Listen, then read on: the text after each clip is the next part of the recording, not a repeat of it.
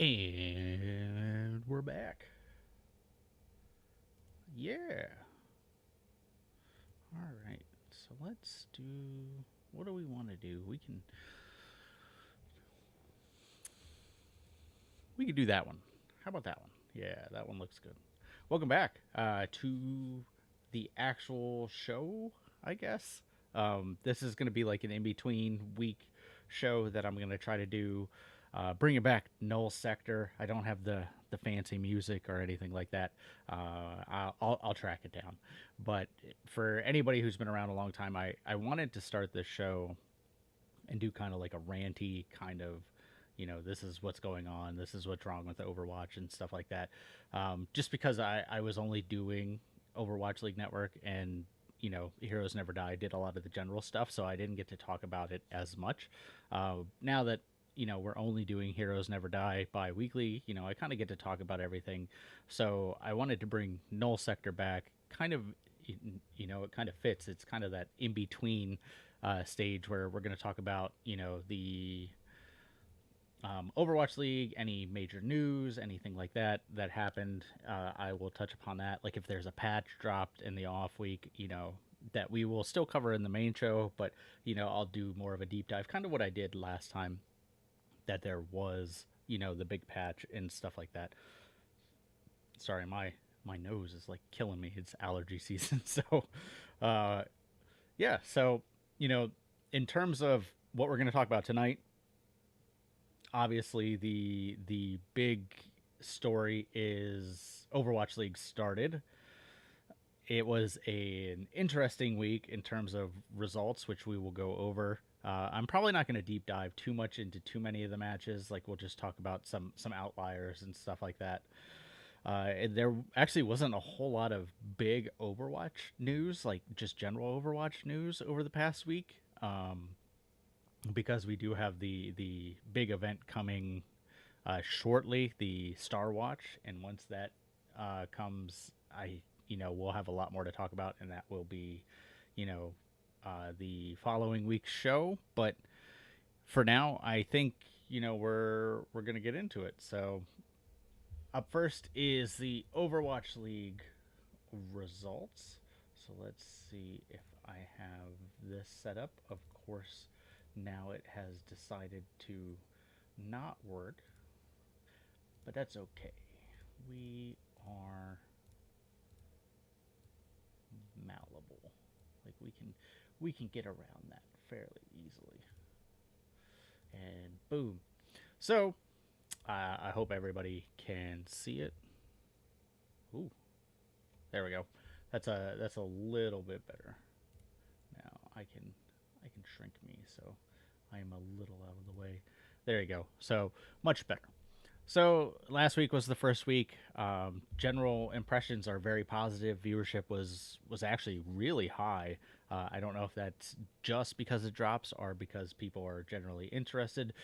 Don't get me wrong. I know drops played a role in it, but there was a lot of talk. Like there was a lot of buzz. There was a lot of, just general, um, good things to say about it. So production was great. We finally got 4K back on the main broadcast, which is phenomenal. The new Watchpoint desk looks amazing. Apparently, they picked that up from Rocket League. So, you know, cool beans there. We got to see some LAN play in the East region between the Seoul teams. There's also rumors that when Dallas plays the Seoul teams, they will also play on LAN. So we'll see how that shakes out. So actually, we'll start with the East. Last week. So last week we got the wait. Why does it only show that one? Played offline. Oh, because it's an offline. All right. So last week in the East we had the Soul Bowl, which was the Dynasty versus the Inferno, which was a good match, but there was definitely a lot of trolling and shenanery going on there. Sorry, I gotta fix one more thing and then we can definitely get into it. a little bit better. Okay, so yeah, the Soul Bowl was good. I don't think there's a whole lot you can take away from it. Like I don't think you can really look at either one of these teams and say they're like really really good because there was a lot of trolling, there was some throwing involved, but it was a lot of fun to watch. So Soul Dynasty did come out with the win at the end. Mostly due to Infernal throwing two 99-0 leads on control. Like that's rough to watch, but maybe the Philly spirit lives on. Like that's unfortunately. Hangzhou Spark looked dominant over the Dragons, and of course the big upset was the Guangzhou Charge just coming out and stomping Dallas. Like I wish there was some redeeming quality to Dallas's play, but there really wasn't. Like they were just getting turned over by Jimmy and ruined. So we'll see how they do next week. We're gonna get a better look. The East only played one match. Each team only played one match, so it's pretty evenly split at the moment. But the West, all right. So the West, we had a lot of games. Obviously, I think the best game of the week was probably the first game of the week, which was the Shock versus Toronto. It was super close, but the Shock kind of edged it out in the end. There is some rumors of the Shock having some housing issues, and we'll talk about that a little bit more when we talk about their second game. But this was a phenomenal game. Like both teams looked good, and that will be reflected in our power rankings because that'll be the last part of this is where I kind of go over how the hosts rank the teams right now. Next up was Washington versus London. Washington surprised, London disappointed. Not a huge deal.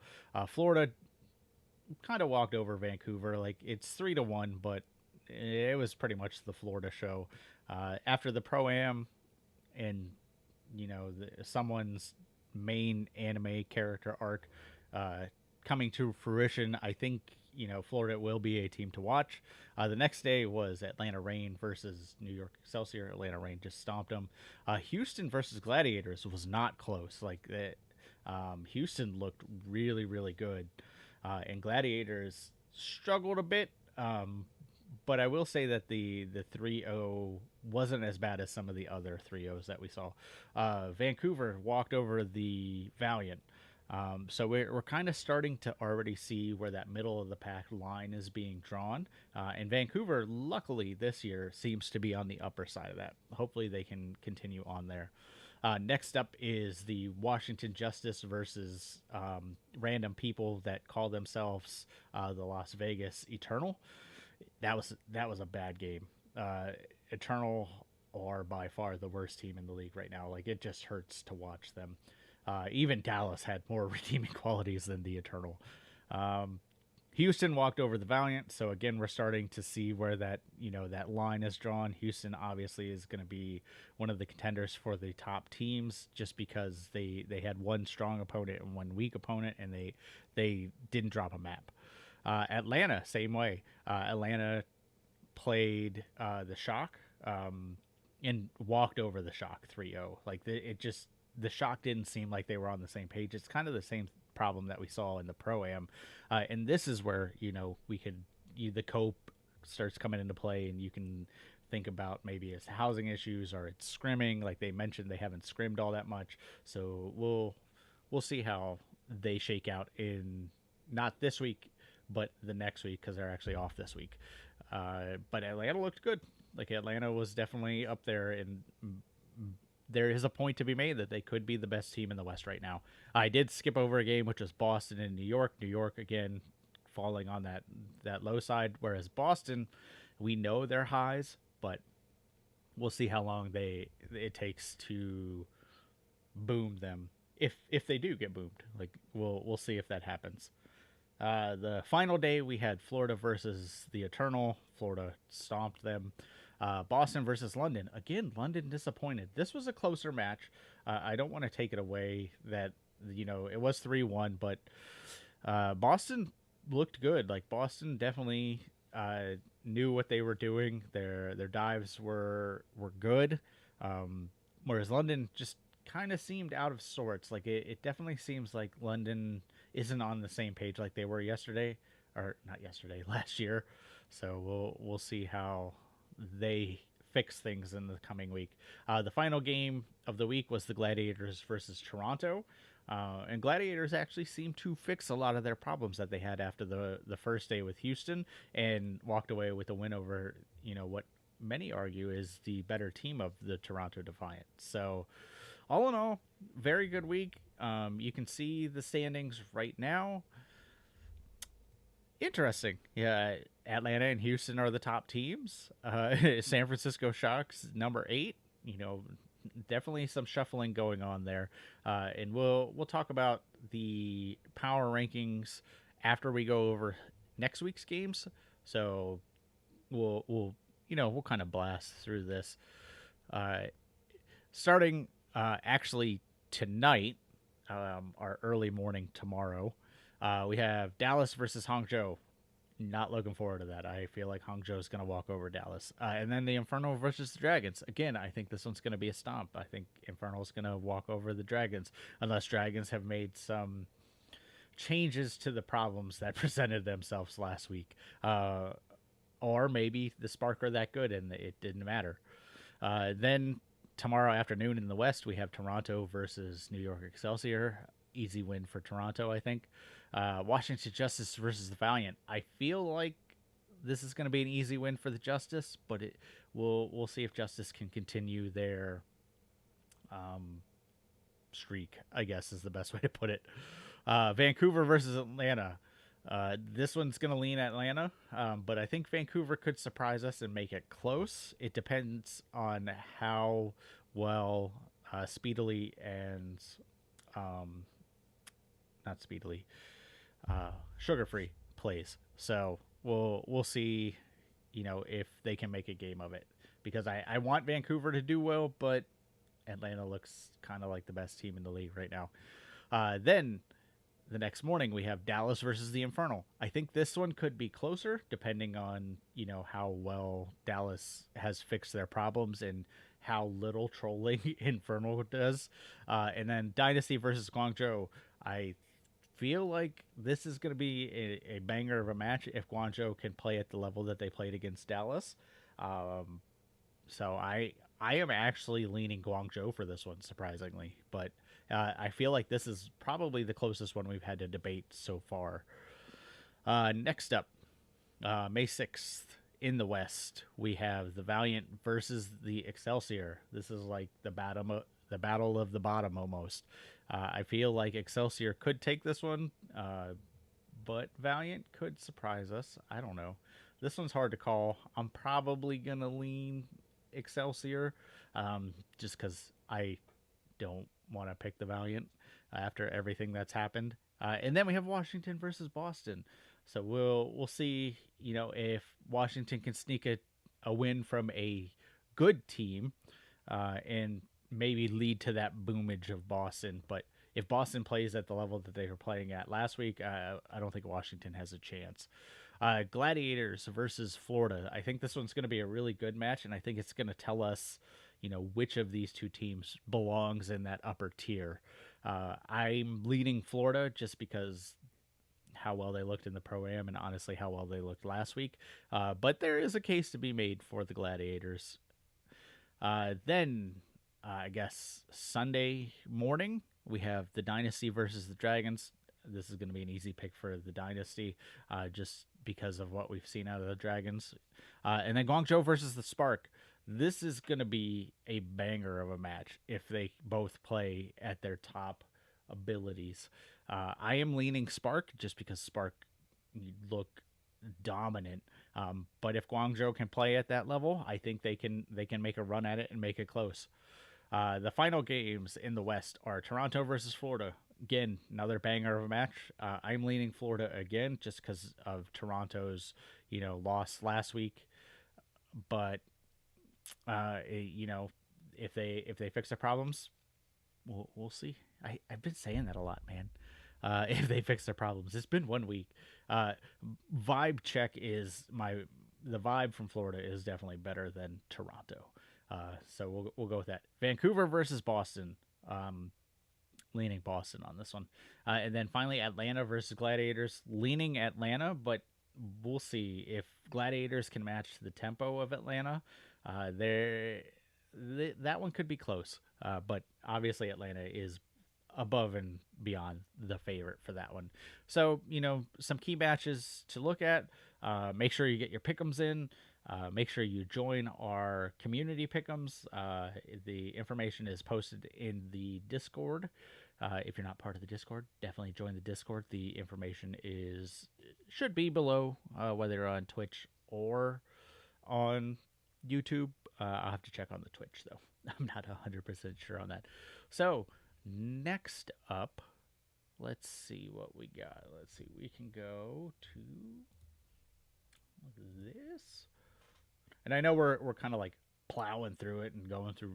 I know I'm going really really fast, but that's kind of how this show is supposed to be designed. It's not supposed to be like Heroes Never Die or OWLN, where it's like long form conversations and stuff like that.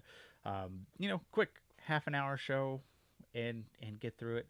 So next up is the power rankings. So woo, magic. I actually had all this stuff set up beforehand. So here's the three hosts power rankings. You can see Ramsey's on the left, mine in the middle, and then Totem's on the right. Some pretty common things across everything. Atlanta and Houston definitely the top. I am the only host that actually ranked Houston second. I know why Ramsey ranked him first. Totem seems to have more faith in them than I do, so we'll definitely have to see how it shakes out this week. But they could end up on top easily. Vegas Eternal by far at the bottom. I know the tier breaks are kind of hard to see, but we definitely put some tier breaks in there. Totem actually ranking the Valiant below the Excelsior, so we'll see how that goes. But either way, the bottom three are pretty much the same. Actually, bottom four are about the same. Totem was particularly harsh on the Defiant, so he took that loss to the Gladiators pretty hard. Actually, in speaking of the Gladiators, he put them next, whereas both myself and Ramsey's ranked them a little bit higher. I have a little more faith in them than the Shock right now. It seems like Totem also feels that way about the Shock, like he put them much lower. But I think the Shock are going to shoot up. I think once they get whatever issues they're having taken care of, I think with Krusty and the talent on that team, they're going to shoot up in the rankings. But right now they're in the middle ground.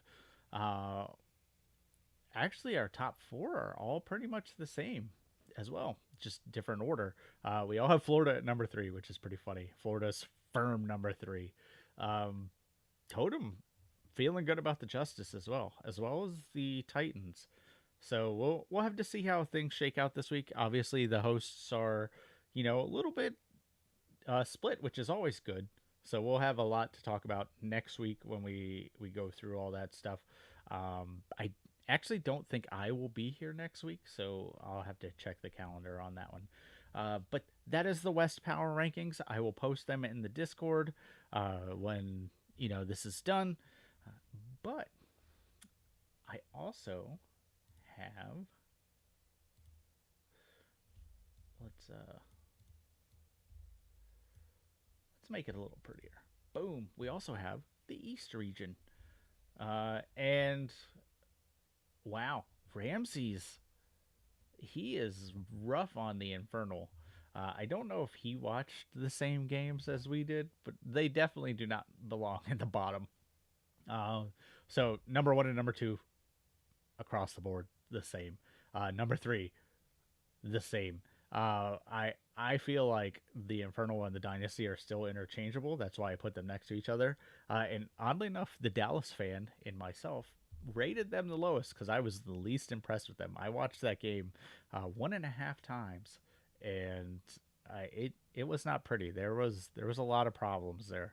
The Dragons, however, had way more problems. So it seems like the champions are struggling. So that is the East region. Obviously, no Chengdu there. Again, I will post that in the Discord if you want to take a look at that. But I don't think there's really too many surprises there. I honestly think the biggest surprise there is Ramsey's putting the Inferno at the bottom. I feel like he's just out to get them or something. So yeah. So other than that, there was one piece of regular Overwatch news, which we can talk about real quick. It is the Star Watch Open Community Tournament. So this will actually be a 2-day elimination tournament on PC with a $20,000 prize pool. You can see the breakdown there. First is 10, and then it breaks down from there. This will actually be based on the new Star Watch PvP game mode. We don't know what that is. We don't know uh, what that entails yet. So if you want a team and you want to try to compete for it, why not? Like all the rules are here. Everything is posted. The tournament will be next week, Wednesday and Thursday, and will be actually live on the Twitch channel. That's kind of funny, but yeah, I mean it is cool. I wish we knew more about the game mode, but we don't. So that will be obviously something we talk about coming up, because I believe Star Watch starts next week. So once Star Watch starts, we will have a lot more to talk about. So with that, I think I think that's it for this episode of Null Sector. Like I said, this is just going to be like a quick in between, 20-30 minute show that we'll go over Overwatch League, any major news. It may fluctuate based on how much of each. Like this week was primarily Overwatch League, so I spent a little more time on that. But if it's like a huge news week, maybe I'll have to cut some Overwatch League stuff. But otherwise, you can check this out on the YouTube channel. You can always check the VOD out on Twitch. Be sure to do the normal stuff like the like, subscribe, all that nonsense. It definitely helps the channel. Join our Discord. That is the best place to get in touch with the hosts, especially me. I don't really check Twitter anymore. So with that, I think we're gonna call it a night. Like that's it's a good first show. So